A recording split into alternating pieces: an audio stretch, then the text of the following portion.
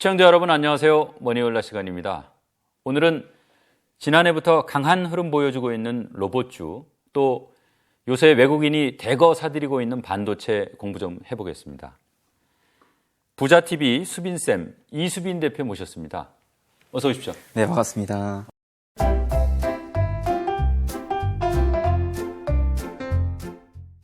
직접 뵈니까 뭐 더 젊어 보이시네요. 이 작년부터 로봇주가 강한 흐름을 좀 보여주고 있어요. 네. 그 이유가 뭡니까? 저는 개인적으로는 예. 로봇주를 바라봤을 때 기존에는 산업적인 사이클로 봤었을 때는 기존에는 이제 어느 정도 태동기, 개화기에 있었다면 작년부터 본격적인 구조적 성장기에 진입했다라고 생각을 합니다. 그래서 그것 때문에 기존에는 로봇 관련주들이 사실 이슈 있을 때마다 단기적으로 상승했다가 다시 원위치로 돌아오고 계속 박스권에 머물러만 있었던 상황이 있었는데 이제는 대장격 기업들은 이미 흑자를 내고 있고 실적의 성장세를 타고 있으면서 그 외의 기업들 역시 마찬가지로 기존의 박스권을 뚫고 본격적인 우상향을 좀 만들어가고 있는 게 아닌가라는 생각을 하고 있습니다. 그러니까 이 죽음의 이른바 죽음의 계곡을 지난 개별 기업들이 이제 나오고 있다 이런 얘기군요. 네, 맞습니다. 실제로 작년 이전까지만 하더라도 대장격 기업들도 계속 영업이익 기준 적자가 이어졌었는데 작년부터는 이제 이익 개선이 나오면서 실제로 흑자가 나오고 그 흑자에 이어서 추가적인 매출 성장세, 이익 성장세까지 나오고 있기 때문에 이거는 분명 구조적인 성장으로 진입했다고 볼 수가 있겠고요. 저는 이게 그러면 왜 구조적인 성장으로 진입을 했느냐라고 좀 봤을 때 가장 중요한 건 우리가 로봇이라는 산업 자체가 태어났다라는 그 개념이 저는 인간을 대체하기 위함이라고 생각을 하거든요. 근데 이미 로봇이 인간을 대체하고 있다. 그 흐름이 나왔기 때문에 이제 구조적 성장으로 진입했다라고 생각을 합니다. 가장 근본적으로 지금 단순 반복 노동 일을 로봇이 본격적으로 작년부터 인간을 대체하면서 각 공장들에 지금 도입이 되고 있는데 과거까지는 로봇의 원가 자체가 워낙 비쌌었기 때문에 굳이 사람을 로봇으로 대체할 이유는 없었거든요. 기업들 입장에서. 근데 작년부터 그 인건비 대비 로봇을 도입하는 가격 자체가 굉장히 하락했기 때문에 상대적으로 로봇을 쓰는 게 그러니까 생산성도 인간보다 탁월한데 비용이 싸네. 그러니까 기업들 입장에서는 이제는 안 쓸 이유가 없다는 거죠. 그래서 이제 기업들이 본격적으로 로봇을 도입한 이후로부터는 작년부터 본격적인 성장으로 진입한 이제 구조적 성장기에 지금 타고 있다라고 생각을 하고 있습니다. 그럼 이런 흐름은 이제 계속 지속될 걸로 보시는 거군요? 네, 저는 앞으로 3년 이상 계속 장기적으로 로봇 산업은 계속 성장해 나갈 것이라 생각합니다. 지금 이제 말씀 중에 비용 측면에서도 이제 강점이 있다고 했지만 사실은 이게 뭐 또 기업 입장에서만 보면 사람보다 좀 편한 여러 가지 측면들이 있을 거예요. 이를테면 시키는 대로 다 하니까요. 보니까 대기업들이 로봇에 굉장히 주목을 하는 것 같아요. 네. 뭐 그런저런 이유 때문입니까? 어떻습니까? 일단은 네, 맞습니다. 첫 번째로는 로봇의 원가 자체가 굉장히 저렴해졌기 때문에 그리고 대량 양산 체제가 구축이 됐기 때문에 기업들 입장에서는 안 그래도 지금 물가가 원체 높아지고 있어서 고용비까지도 증가하고 있는 상황인데 사람을 쓰기에는 많이 부담이 돼요. 특히나 장기적인 방향성을 보더라도 전 세계적으로 우리나라 마찬가지 고령화 저출산 문제가 굉장히 심각하잖아요. 기업들 입장에서 특히 우리나라는 제조업에 굉장히 특화된 국가이기 때문에 맞아요. 계속해서 어찌 보면 생산성을 향상시켜야 되는데 기존에는 사람들이 하던 것에서 이제는 그 일할 사람이 부족해지고 이거를 어쩔 수 없이 로봇으로 대체해야 되는데 장기적인 방향성에 있어서는 대기업들이 그 방향성을 인지하고 있었으나 당장에는 이 마진에 대해서 굳이 이거를 써야 돼? 비싼데? 라는 이제 생각에서 전환됐기 때문에 이제는 더 본격적으로 도입하고 그 로봇의 기업에 실질적으로 투자를 하고 인수도하는 움직임을 좀 보여주고 있다고 생각합니다. 그러니까 이게 인구 문제를 해결하는 그러니까 요새 특히 젊은 층에서 몸을 쓰는 일은 잘 안 하려고 하잖아요. 그것도 맞습니다. 젊은 친구들 특히 뭐 요즘 MZ라고 하죠. MZ 세대들이 단순 반복 노동 일들을 굉장히 꺼려해요. 그래서 이제 어떻게든 머리를 쓰면서 앉아서 편하게 하는 일들을 선호하고 있기 때문에 그런 관점으로서도 대기업들 입장에서는 진짜 몸을 바쳐 일할 청년들이 필요한데 그 인력을 구하기가 굉장히 어려운 거죠.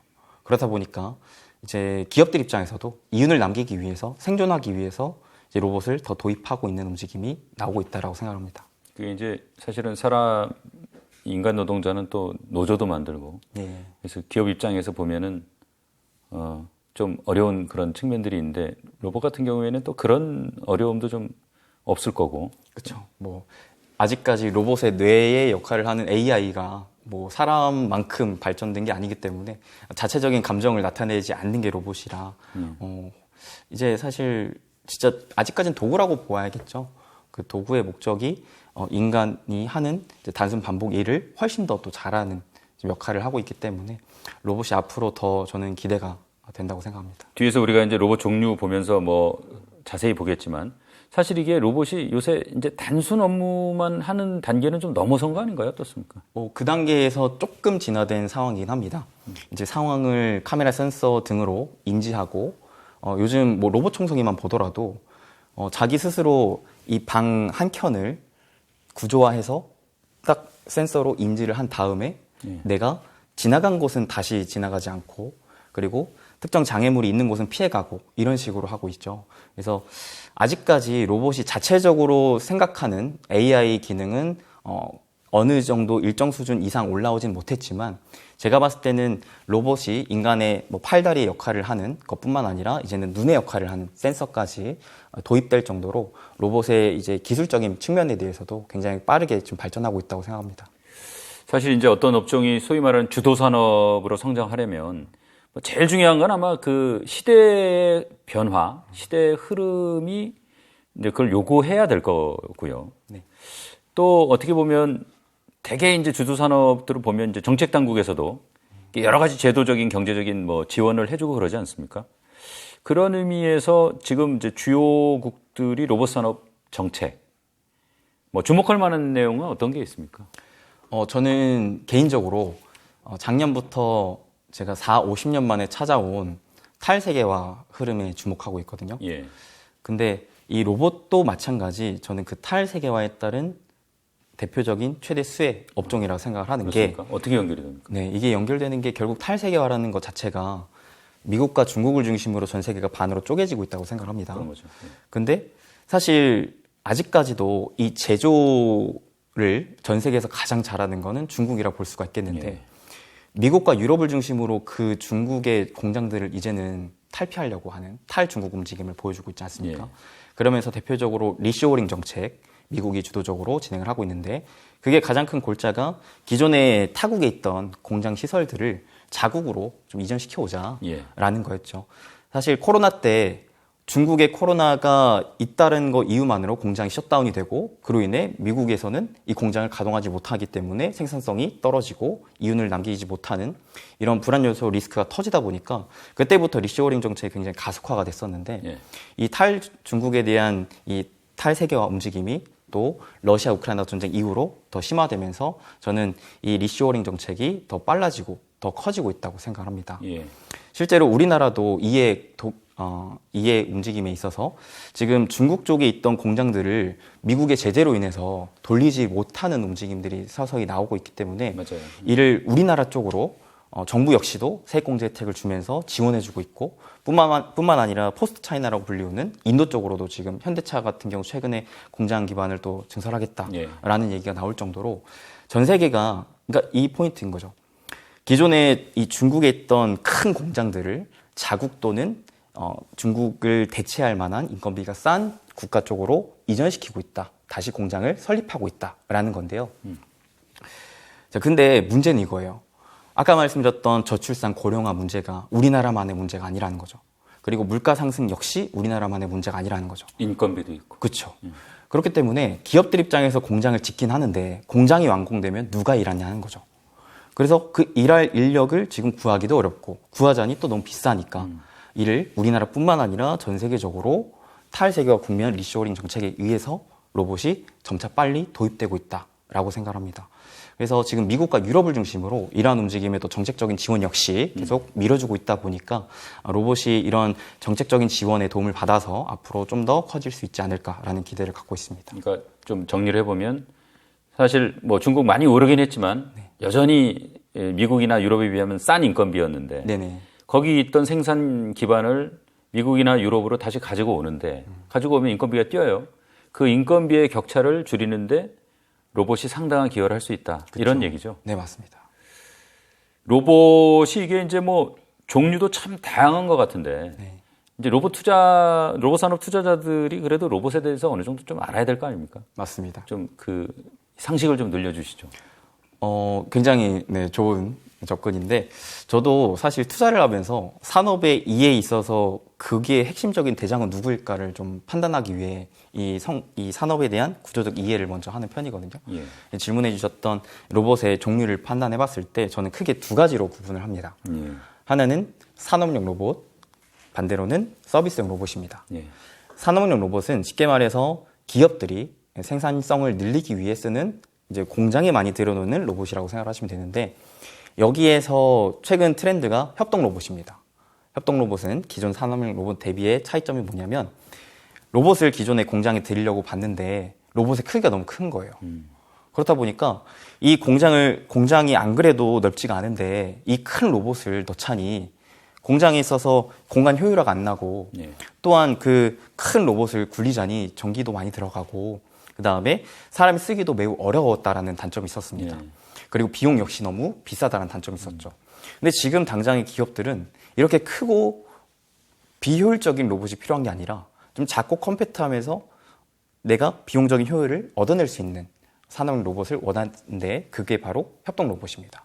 크기도 많이 작아졌고 그리고 사람이 원하는 대로 입맛대로 쉽게 조작이 가능하고 공간에 대한 효율성도 좋고 그 다음에 지금은 렌탈 사업으로 이거를 많이 쓰고 있기 때문에 비용 역시 기존의 산업 로봇 대비 많이 절감된 상태로 이 협동 로봇 시장이 굉장히 빠르게 커져가고 있는데 이 협동 로봇이라는 게 그러니까 옛날에는 큰 로봇 하나가 여러 가지를 했는데 예, 맞습니다. 지금은 그런 기능들을 잘게 쪼개서 네. 크기도 줄이고 뭐 그러니까 전기 소모도 좀 줄이고 네. 해서 이렇게 조합을 해서 작업을 한다 이런 뜻인가요? 네, 맞습니다.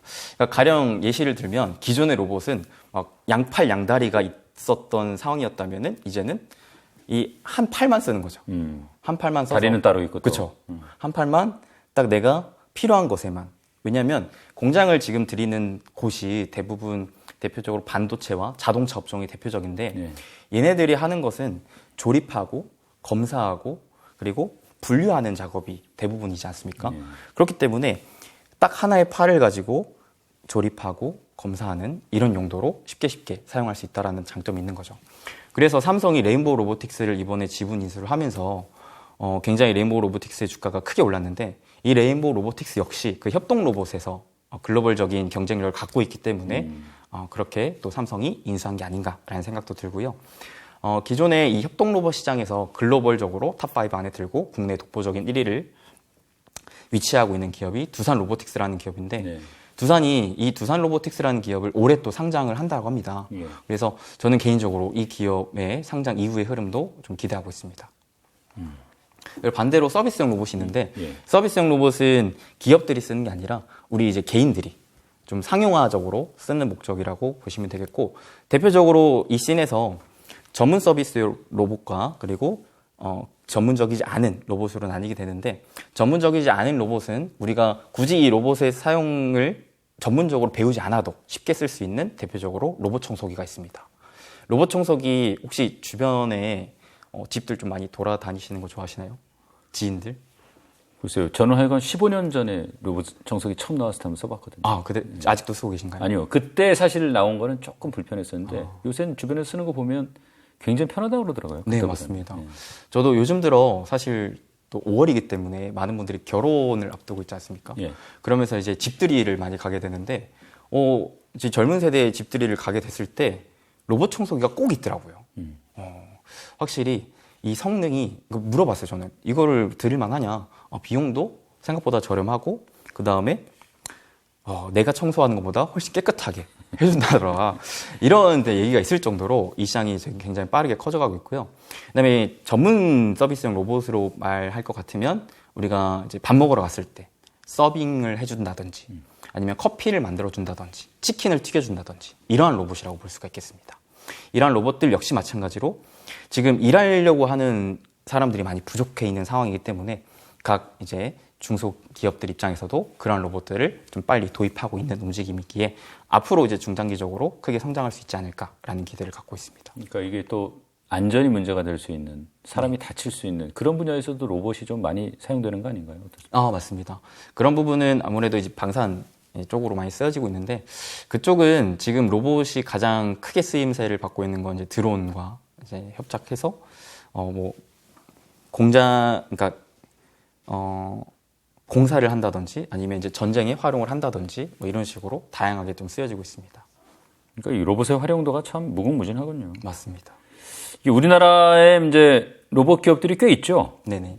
뭐 그 중에서 이제 투자자 입장에서 좀 알아야 할 만한 뭐 시장을 선도하고 있는 대표 기업들 어떤 게 있습니까? 좀 자세하게 설명 좀 해주십시오. 우선은 지금 현재로서는 아무래도 이 전체 로봇 시장의 캐파를 봤을 때 비교적 산업용 로봇이 서비스용 로봇보다 더 앞서 있는 건 사실입니다. 네. 워낙 서비스용 로봇이 기술적으로 많이 발전돼야지 커져갈 수 있는 산업이고, 대기업이 아닌 중소기업들이 접목을 시키기에는 아직까지 현실적인 어려움이 크기 때문에 지금 대기업을 중심으로 한 산업 로봇이 많이 커져가고 있는데, 이 중에서도 이제 아까 말씀드렸던 협동 로봇이 새로운 트렌드로 자리 잡히고 있으면서 커져가고 있기 때문에 국내 기업 중에서는 이 협동 로봇에 국내 기준 탑3에 들만한 기업이 아까 두산 로보틱스, 그다음에 레인보우 로보틱스, 그다음에 이제 뉴로메카 정도가 있습니다.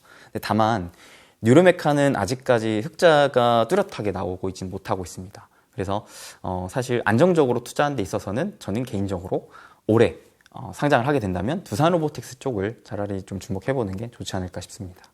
지금 특별히 뭐 주목하고 계신 로봇 기업이 만약에 있다면 뭐 지금 말씀 나온 기업 중에 있을 수도 있겠지만 네. 뭐 소개해 주시고 이유도 좀 자세하게 설명 좀 해주세요. 저는 이제 뭐 단기 매매도 좋아하지만 장기 투자도 좋아하거든요.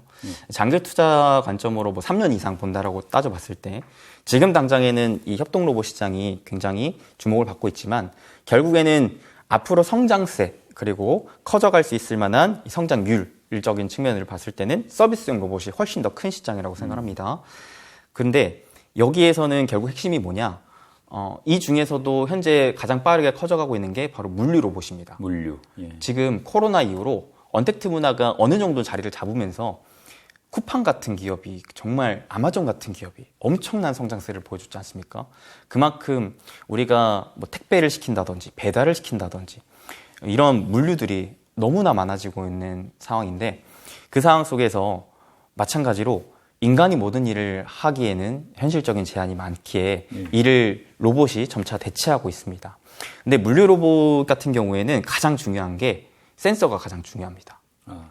내가 인간이 시키지 않아도 자동으로 전방을 살펴보고 스스로 인지해서 이동하고 물건을 가지고 오고 배송시키는 작업을 로봇 스스로가 해야 되기 때문에 가장 우선시 이 카메라 센서 부분이 중요하고, 이 자율주행에 있어서의 기술력을 갖고 있는 로봇 기업이 앞으로는 크게 저는 주목을 받지 않을까라고 생각을 하는데요. 알아서 할 수 있는 로봇을 만드는데 유리한 조건이라 이거죠. 그렇죠. 근데 그 중에서 사실 우리나라 기업들이 글로벌 기업 대비 뭐 기술력이 좀 뒤처지고 있는 건 사실이지만, 그나마 국내 기업 중에 제가 눈여겨보고 있는 건 30년 이상간의 경험치를 쌓은 상황에서 자율주행에 대한 기술력을 도입했고, 그 중에서 이제 그나마 대기업의 투자를 계속적으로 받고 있는 건 로보티즈라는 기업이 있습니다. 로보티즈는 이미 이 근처 이제 여의도 근방에서 실질적으로 이 직장인들의 그 점심을 배송해주는 로봇으로 지금 테스트 단계, 실증 단계에 좀 접어들고 있는 상황이고요. 이게 이제 상용화가 된다면 시장이 좀 많이 커질 수가 있겠죠. 또한 아직까지 정책적으로 국내에 있어서 이 로봇이 자유롭게 돌아다니는 데 있어서 이 규제가 좀 많습니다. 이거를 아직 우리 인간의 도보 느낌으로 아니고 어느 정도 이동시설로 좀 여겨지는지라 차도로만 다녀야 되고 인도로는 접근하지 못하는 이런 이제 아직 규제가 많이 있는데, 이게 이제 점차 풀려가는 과정에 있기 때문에 이게 풀리면 풀수록 해당 기업들의 보다 더 이 디벨롭이 될 수 있다라고 생각하고요. 반대로 대기업의 투자는 받고 있지 못하지만 작년 4분기 기준 드디어 적자에서 흑자로 전환되면서 기존에 이 라이다라고 하는 자율주행에 있어서 핵심 기술력을 보유한 기업이 유진 로봇이라는 또 기업이 있습니다. 둘 다 중소형 기업이기 때문에 앞으로 이 시장이 커져가면 커져갈수록 더 이제 위로 올라갈 수 있을 만한 성장 동력이 좀 많지 않을까 생각을 해서 개인적으로는 장기적으로 관심을 갖고 공부하고 있는 기업입니다. 로봇 관련주가 사실 지난해부터 참 많이 올랐잖아요. 네, 맞습니다. 이제 투자자 입장에서는 늘 야, 아무리 좋은 회사도 비싼 건 좀 곤란한 거 아닌가 이런 이제 생각을 하면서 투자를 하지 않습니까? 맞습니다. 지금 투자해도 됩니까? 어떻습니까? 저는 지금은 아니라고 생각합니다. 근데 다만 3년 뒤, 5년 뒤 이런 장기적인 플랜을 갖고 내가 어느 정도 가격 및 기간 조정을 차분하게 바닥에서 다져갈 때 그럴 때마다 조금씩 사서 모아가겠다라고 생각하는 투자자분들이라면 지금부터 조금씩 접근해 보는 건 나쁘지 않다라고 생각합니다. 물론 저도 작년부터 이게 기존의 개화기에서 성장기로 진입했다라는 게 눈에 보였을 때부터는 로봇을 사실 올해 초까지 계속해서 많이 같이 공부하는 취지로 영상을 많이 올렸었는데 이렇게 또 초대해 주셨을 때도 많이 설명도 해드리고 근데 이게 사실 시장에 지금 힘도 강하지 않고 그리고 말씀해 주셨다시피 아무리 좋은 기업이더라도 마냥 계속 올라가기만 하는 건 또 없다 보니까 특히나 로봇 같은 경우에는 2차 전지에 대비해서 아직까지 뭐 뚜렷한 실적이 나오는 기업들도 많지 않다 보니까 투자하기 더 어려운 건 사실이라고 생각합니다. 다만 그래도 성장성은 우리가 좀 볼 수 있기 때문에 주가가 많이 올라가지 않은 좀 바닥을 다져가고 있는 구간에서는 시간에 투자한다는 관점으로 좀 차분히 접근해 보시면 좋겠다라고 생각합니다. 사실은 주식은 쌀 때 사야 되는데 그 쌀 때는 눈에 잘 안 들어온단 말이에요. 문제는. 그렇죠. 사람의 특성상 황소도 아닌데 자꾸 빨간불을 쫓아가게 되고 네. 주가가 많이 올라갈 때 더 올라갈 거라는 이제 희망을 회로를 그리면서 이제 사게 되는데 참 그런 실수들이 결국 장기적으로 보면 계좌를 망치는 지름길이 아닌가 싶습니다. 그래서 결국 남들이 보지 않을 때 차분히 바닥을 다져갈 때 남들이 못 보는 인사이트를 갖고 시간에 투자한다는 관점으로 투자를 하는 게 결국에는 오래 승리할 수 있는 좀 지름길이지 않나 싶습니다.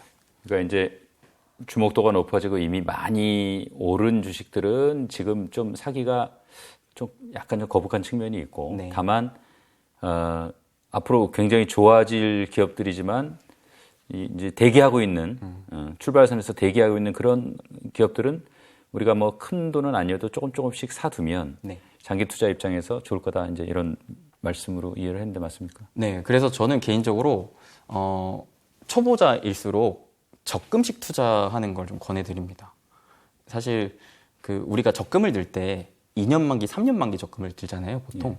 근데 그런 거는 내가 생각하지 않고 매달 정해진 날짜마다 자동 이체가 되면서 적금을 들잖아요. 근데 이런 식으로 주식을 한번 보면 어떨까? 내가 이 산업의 성장성을 3년 이상 좋다라고 판단을 한다면 당장에 돈 벌 생각 말고 꾸준하게 달에 정해져 있는 기간 맞춰서 일정 금액을 조금씩 사모으는 전략을 취하면서 3년 이후에 수익을 한번 기대해 보는 게 좋지 않을까라고도 생각을 합니다. 예. 이제 로봇 시장이 커지면 같이 동반해서 이제 커지는 산업들도 있을 거 아닙니까? 어떤 것들이 있습니까? 저는 대표적으로는 크게 두 개를 보고 있습니다. 예. 첫 번째는 로봇이 추가적으로 성장하기 위해 뭐가 필요한가? 결국 필연적으로 따라와야 하는 산업인 거죠. 이거는 결국 AI, 인공지능이라고 보고 있고요. 로봇의 뇌 역할을 하는 게 인공지능이기 때문에 인공지능은 분명 로봇과 함께 성장해야만 하는 산업이다라고 생각을 하고요. 근데 이는 성장해야만 하는 산업이기 때문에 당장에는 이제 기대감적인 측면이 크지 실질적으로 기업들이 돈을 버는 거는 좀 제한적이지 않을까 싶습니다. 예. 아무래도 투자의 단계가 훨씬 클 것이기 때문에 반대로 로봇이 성장함에 따라 같이 클 수 있을 만한 산업은 뭐가 있을까라고 봤을 때 저는 대표적으로 스마트 팩토리를 꼽고 있습니다. 예. 왜냐하면 지금 로봇을 도입하는 구조 자체가 1차적으로는 대기업들이 공장에 들이기 위함이잖아요. 결국 뭐냐?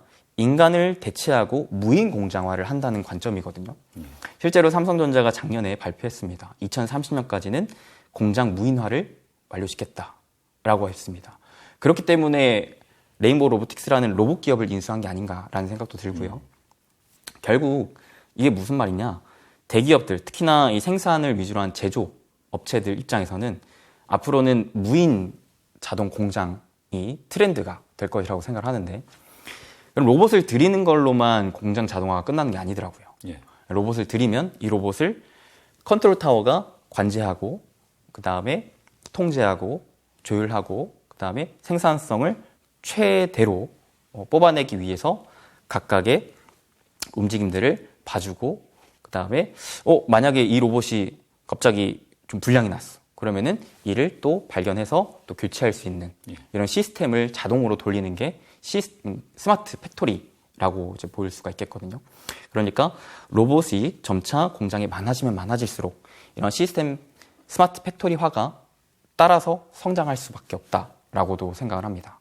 그래서 저는 이미 지금 미국과 일본을 중심으로 해서 이 스마트 팩토리에 관련된 기술력을 갖고 있는 업체들이 주가 상승 흐름이 또 심심찮게 나고 있기 때문에 이런 흐름들을 좀 장기적으로 가져갈 수 있다고 생각하고, 아직까지 우리나라는 그에 비해서 기술력을 좀 미흡하나 아무래도 국내 대기업들이 지금 공장을 늘려가려고 하는 과정이기 때문에 아무래도 국내 업체들과의 협력을 배제하고 갈 수는 없다고 생각해요. 네.